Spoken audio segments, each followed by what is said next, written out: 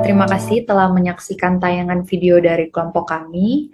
Berdasarkan video tadi, kita bisa melihat bahwa terdapat 6 agama resmi yang diakui di Indonesia dan ada juga ribuan suku di Indonesia. Baju daerah dan bahasa daerah juga menjadi suatu identitas masing-masing suku yang menambah keunikannya. Negara Kesatuan Indonesia terbentuk dari berbagai sejarah, suku, agama, dan segala pengorbanan lainnya hingga menjadi utuh dan berhasil menjadi Negara Kesatuan Republik Indonesia.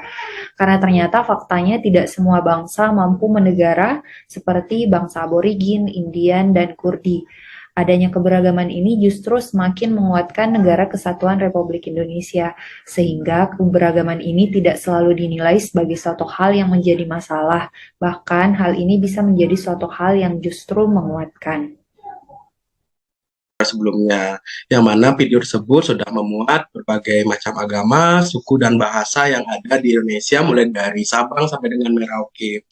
Nah, jadi selanjutnya, dari bagian 4 konsensus yang akan kami bahas di sini adalah terkait dengan Bhinneka Tunggal Ika dan Pancasila, yang mana Bhinneka Tunggal Ika tersebut pertama-tama dilontarkan pada masa Kerajaan Majapahit.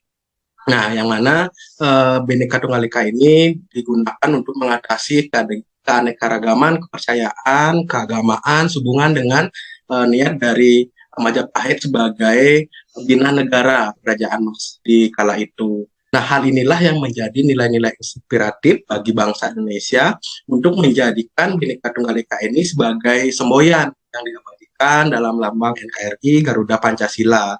Yang mana dalam lambang NKRI Garuda Pancasila tidak hanya terbatas tentang kepercayaan dan keagamaan, tapi juga mencakup terkait dengan perbedaan suku, bahasa, adat istiadat, dan beda kepulauan, mulai dari Sabang sampai dengan NKRI, yang mana dalam Kesatuan Nusantara Raya. Nah, sesuai dengan semboyan Bhinneka Tunggal Ika yang dapat diuraikan tersebut, nah, di mana semboyan tersebut berarti berbeda-beda, tapi pada hakikatnya satu. Sebab meskipun secara keseluruhan memiliki perbedaan, tapi pada hakikatnya mulai dari Sabang sampai dengan Merauke merupakan satu kebangsaan, satu bangsa negara Republik Indonesia. Jika kita kaitkan dengan konsensus dasar dari adanya wawasan kebangsaan yang lainnya, kita amati dari perspektif Undang-Undang Dasar 1945, maka kita bisa temukan terdapat bab yang mengatur tentang apa yang kemudian menjadi pemersatu atau merekatkan berbagai kemajemukan yang ada di Indonesia.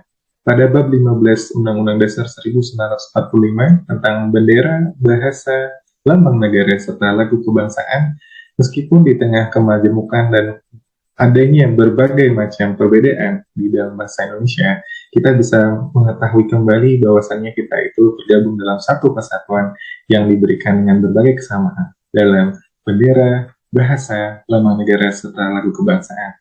Oleh karena itu, meskipun di tengah-tengah berbagai macam kebudayaan, daerah, suku, agama, ras, dan sebagainya, pada dasarnya, pada hakikatnya kita adalah satu di bawah Negara Kesatuan Republik Indonesia. Demikian video analisis keberagaman yang berkaitan dengan wawasan kebangsaan dari kelompok kami. Semoga apa yang disampaikan dapat menjadi pembelajaran bahwa pada dasarnya keanekaragaman tetap menjadi kekayaan dari bangsa Indonesia. Sekian dan terima kasih.